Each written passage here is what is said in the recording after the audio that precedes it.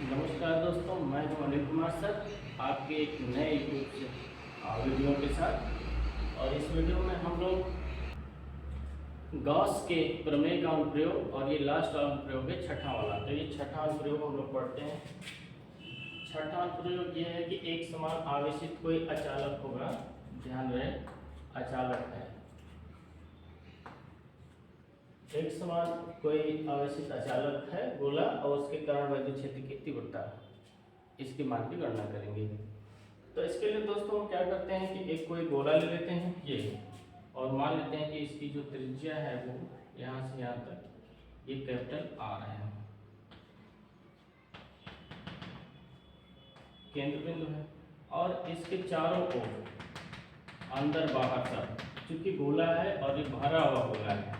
इसके पहले हम लोग गोली कोष का पढ़े थे, लेकिन ये चारों ओर से भरा हुआ गोला है और इस पर आवेश देते हैं प्लस क्यू। प्लस क्यू आवेश देने से दोस्तों ये होता है कि गोले के अंदर और बाहर, यानी इसके भीतर भी और इसके पृष्ठ पर भी ये आवेश चारों ओर एक समान वितरित हो जाता है। अब हम क्या करते हैं कि यहाँ पे लिख लेते हैं कि माना एक आर त्रिज्या का विलगित अचालक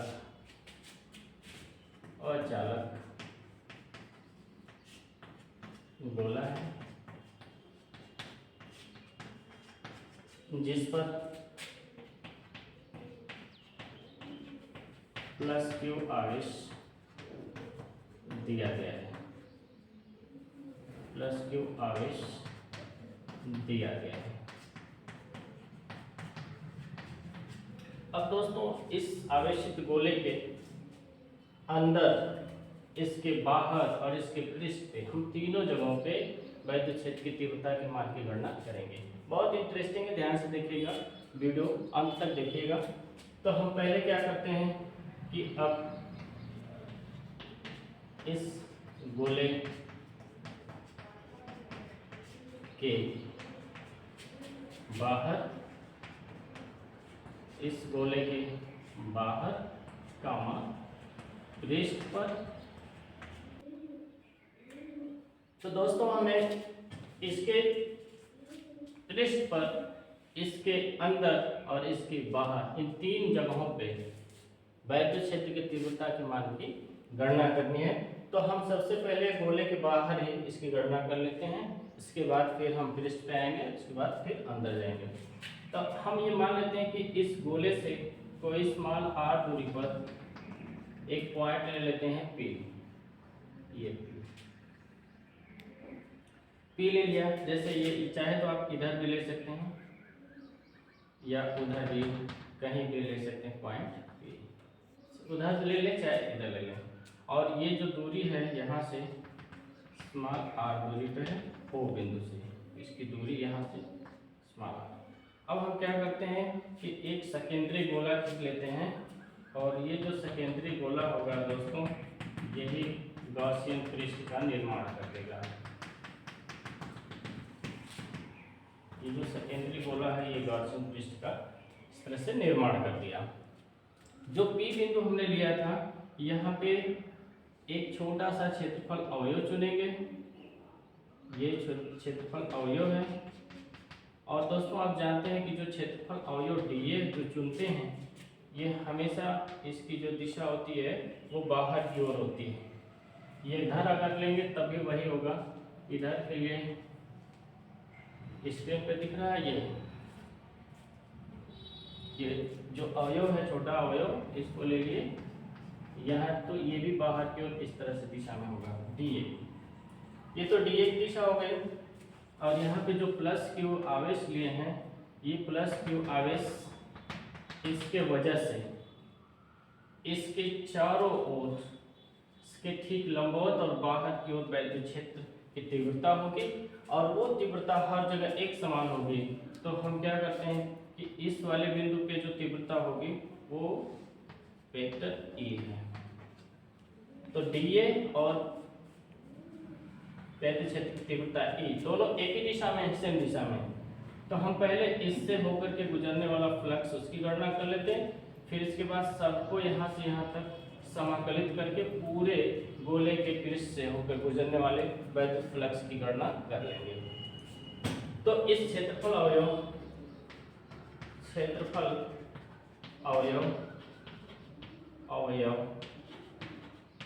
dA से होकर गुजरने वाला वैद्युत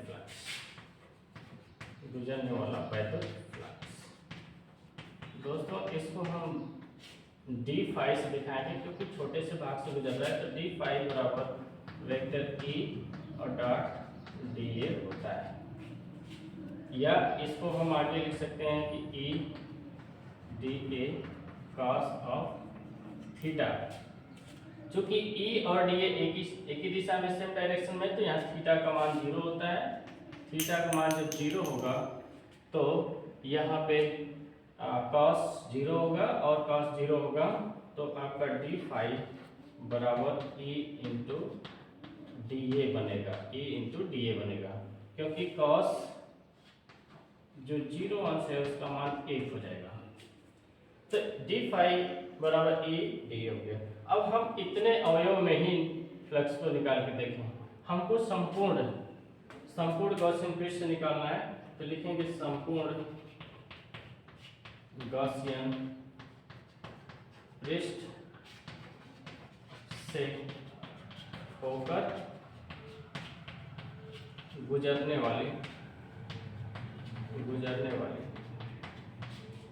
विद्युत फ्लक्स,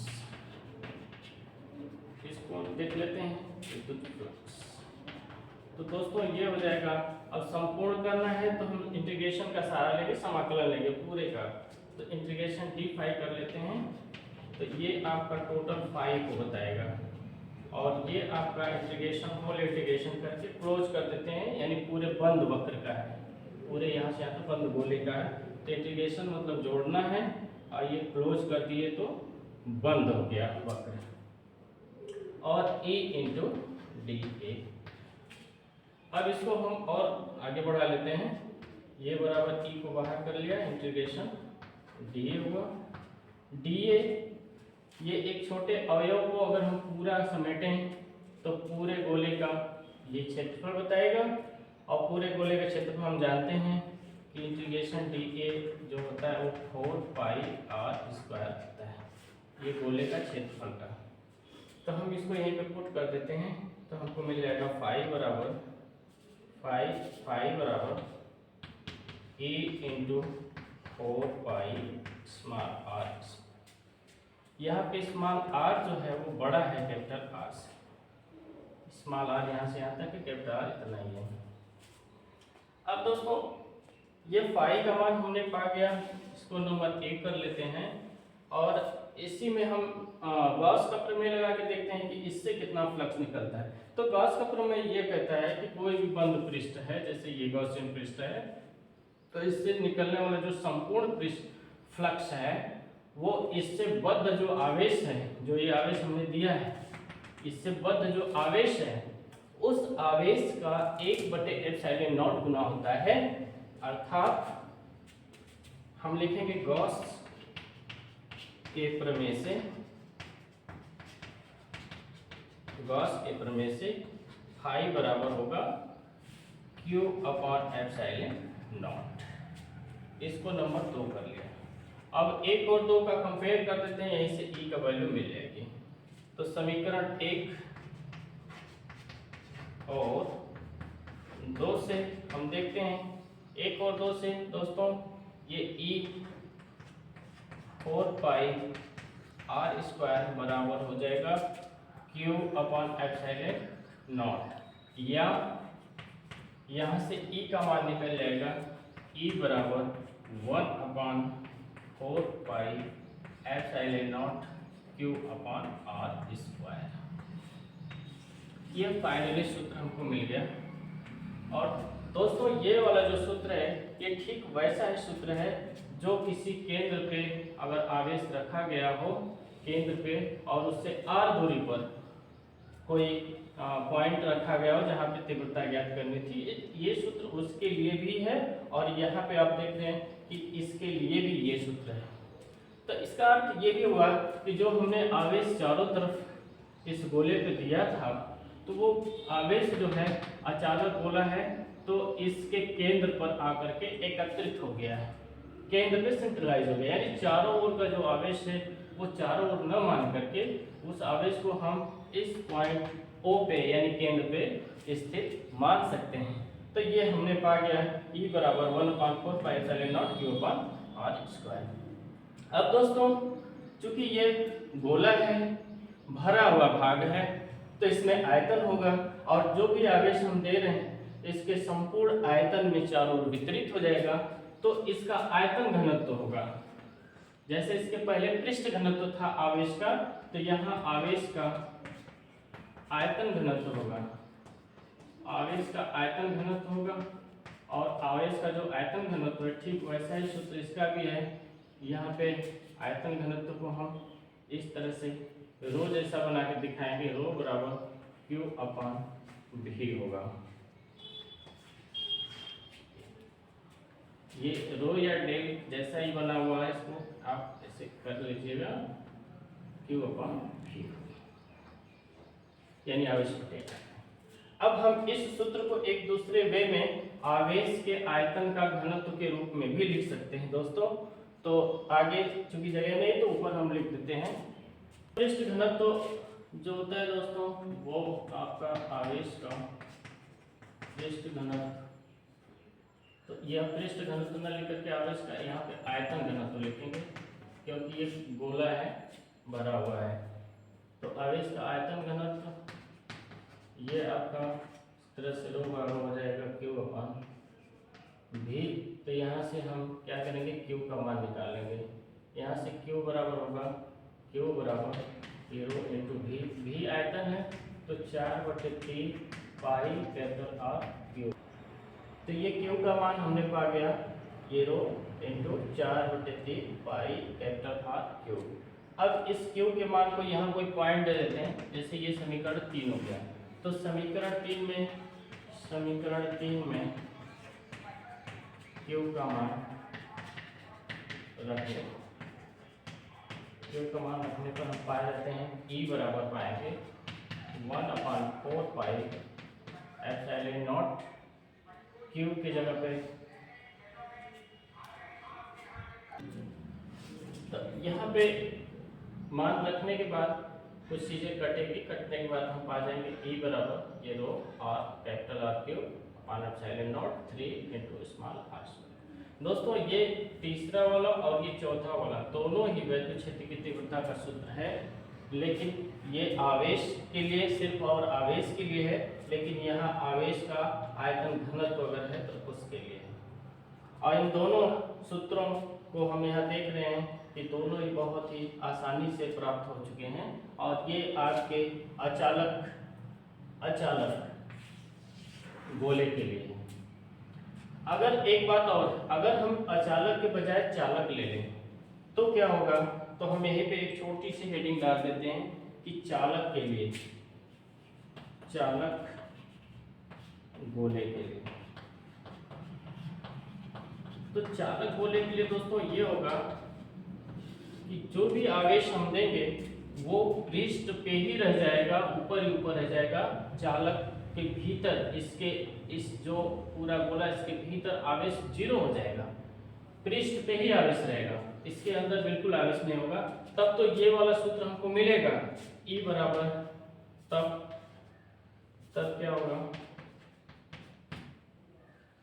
ये वाला सूत्र आप पाएंगे E बराबर 1/4πε0 Q/r²।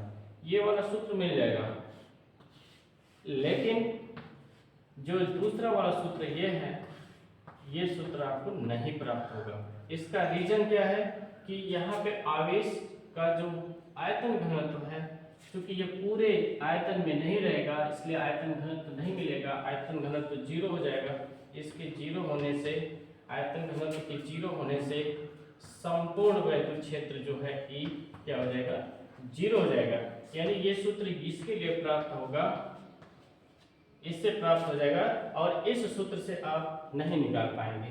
तो सिर्फ चालक गोले के लिए एक ही सूत्र लगेगा, अगर अचालक गोला है तो ये वाला सूत्र और ये वाला सूत्र, इन दोनों सूत्रों को हम लगा करके फार्मूले से हल कर सकते हैं। अब दोस्तों ये तो था हमारा कि कोई भी अचालक गोला है उसके बाहर हम अगर पृष्ठ पे लेते हैं तो इसके लिए क्या होता है, ये दूसरा पॉइंट डाल लेते हैं। तो गोले के जब पृष्ठ पर हमको वैद्युत क्षेत्र की तीव्रता ज्ञात करनी होगी इस पृष्ठ पे, तो इसका अर्थ ये हुआ कि जो स्मॉल आर है हमारा वो कैपिटल आर के बराबर हो जाएगा, यानी ये जो दूरी हमारी है जो गॉसियन पृष्ठ बना रही है बड़ी वाली दूरी, वो इसको यहीं पे होनी चाहिए, तो आर बराबर कैपिटल आर हो जाएगा। तब हम क्या करेंगे कि जो सूत्र हमारा तीसरा और चौथा है, समीकरण 3 और 4 जो ये हमको मिला है, इसमें स्मॉल आर की जगह पे कैपिटल आर या कैपिटल आर की जगह पे स्मॉल आर रख देंगे। तो रखने से क्या मिलेगा दोस्तों, देखिए ये जो ई है वो आपका हो जाएगा, इस वाले से चलेंगे तो 1/4 pi epsilon not Q upon capital R square हो जाएगा, और इसको लेके चलेंगे तो ये आवेश का आयतन घनत्व है अपॉन एप्सिलॉन नॉट है, और क्यू की जगह पे और क्यू रख दीजिए, स्मॉल 3 स्मॉल आर की जगह कैपिटल आर स्क्वायर, ये कटेगा तो आपका आएगा आवेश का आयतन घनत्व, यहाँ आर बचेगा अपॉन एप्सिलॉन नॉट तो 3, यानी 3 एप्सिलॉन नॉट का। तो इसके लिए हमको ये दोनों सूत्र मिल जाएंगे गोले के पृष्ठ के लिए। और ये लास्ट वाला एक बचा हुआ है दोस्तों, वो इसके अंदर के लिए। जब हम गोले के पृष्ठ के अंदर की बात करेंगे दोस्तों, तो ये पूरा संपूर्ण गोला जो है जिसके कि सबके चारों तरफ आवेश क्यू वितरित है, एक समान रूप से क्यू आवेश वितरित है, और ये पूरे आयतन में एक समान वितरित है। क्योंकि अचालक गोला है इसलिए, अगर ये चालक होता तो एक समान नहीं वितरित होता, बल्कि वो केवल पृष्ठ पे होता। अब हम क्या करते हैं कि इस पृष्ठ से अंदर की ओर आते हैं इस तरह से, और ये इसकी जो त्रिज्या है कैपिटल आर है पूरे गोले की, लेकिन जब हम इसके अंदर आ रहे हैं तो इसके अंदर कोई पॉइंट पी चुन लेते हैं, यहाँ पे ये पी है, और इस पी का इस ओ से जो दूरी है वो स्मॉल आर है, छोटा वाला आर। अब दोस्तों फिर वही कार्य करेंगे, अब इतने ही एरिया में हमको एक गॉसियन पृष्ठ का निर्माण करना है। ये गॉसियन पृष्ठ का निर्माण हो गया,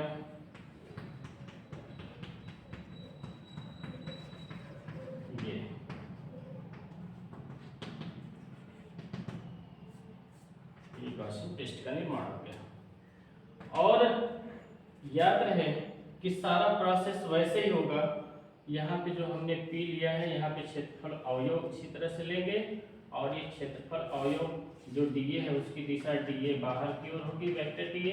इस पे जो वैद्युत क्षेत्र की तीव्रता ई है ये भी ठीक इसके बाहर होगी, क्योंकि प्लस आवेश है, प्लस क्यू आवेश है, तो इसके वजह से सारे आवेश के इसके जो वैद्युत क्षेत्र की दिशा होगी वो बाहर की ओर होगी। अगर ये माइनस होता तो ये अंदर की ओर होती, तो दोनों की दिशाएं सेम सेम हो गई हैं ऐसे। और खास बात ये है कि ये पूरे गोले में प्लस क्यू आवेश वितरित है, लेकिन इस छोटे से भाग में गोले में जो आवेश होगा वो पूरा उतना नहीं होगा, बल्कि क्यू डैश होगा, यानी उससे थोड़ा कम होगा, क्योंकि इसका जो आयतन है वो कम है। तो ये पूरे में तो क्यू है, लेकिन इस छोटे से भाग में क्यू डैश है। अब दोस्तों आगे बढ़ते हैं। अब हम जो क्षेत्रफल अवयव से इस पूरे गोले का पहले निकाल लेते हैं। स्मॉल आर त्रिज्या के गोले से निकलने वाला वैद्युत फ्लक्स, ये दोस्तों जो फ्लक्स होगा वो आपका पहले तो इस DA वाले से निकाल लेंगे, DA वाले से टी फाई निकलेगा, टी फाई ये आपका वेक्टर E डॉट DA बन के निकलेगा। इसको आप E DA cos थीटा कर लेंगे और cos थीटा थीटा का मान 0 होगा क्योंकि दोनों एक दिशा में हैं, तो यहाँ पे डी फाई आपका सीधे सीधे E DA के बराबर मिलेगा। अब संपूर्ण आर्क तो क्षेत्रफल और जो DA से जो निकलने वाला है वो आप देख चुके हैं, DA E DA cos theta और ये अंत में DA E cos थीटा के बराबर हुआ, E और DA के बराबर हुआ है। और बाकी अगर आर्क त्रिज्या के गोले की बात करेंगे तो संपूर्ण का तो इंटीग्रेशन करना होगा, इंटीग्रेशन डी फाई के बराबर फाई के बराबर होगा और ये आपका E बाहर हो जाएगा, इंटीग्रेशन DA होगा और ये पुनः आपका E DA 4 पाई r स्क्वायर क्षेत्रफल के बराबर हो जाएगा। यहाँ पे फाई ये आपका नंबर 1 कर लेते हैं। फिर गॉस का प्रमेय लगा करके भी यही प्राप्त करेंगे। गॉस का प्रमेय से भी हमको फ्लक्स मिलेगा, तो फ्लक्स जो मिलेगा वो फाई बराबर मिलेगा Q अपॉन एप्सिलॉन नॉट।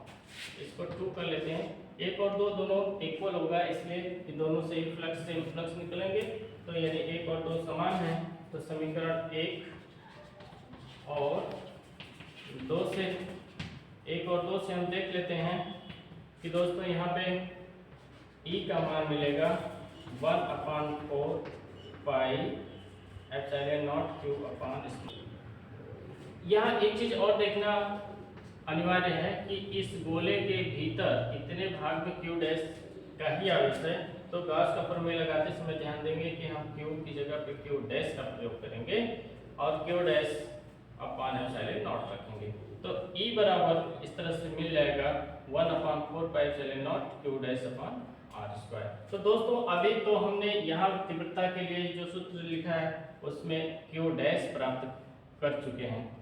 अब हमें Q डैश का मान निकालना है और इसका मान निकाल करके इसको कोई समीकरण देते हैं, जैसे समीकरण ये आपका 3 है और इसमें Q डैश का मान निकाल करके रख देंगे। हमको फाइनली इसके भीतर वैद्युत क्षेत्र की तीव्रता ज्ञात हो जाएगी। ठीक है, अचालक गोला है, अचालक गोला का जो चाहे ये छोटा वाला गोला हो चाहे ये बड़ा वाला गोला हो, इन दोनों ही गोलों का जो आयतन घनत्व आवेश का वो एक समान होगा। तो हम इसी को इस रूप में लिख सकते हैं कि जो आयतन घनत्व है अचालक गोले का आवेश का जो आयतन घनत्व है वो एक समान है, तो इसको हम ऐसे दिखाएंगे कि रो बराबर कर देंगे। अब देखिए आयतन घनत्व का सूत्र होता है रो बराबर इस तरह से Q अपॉन V।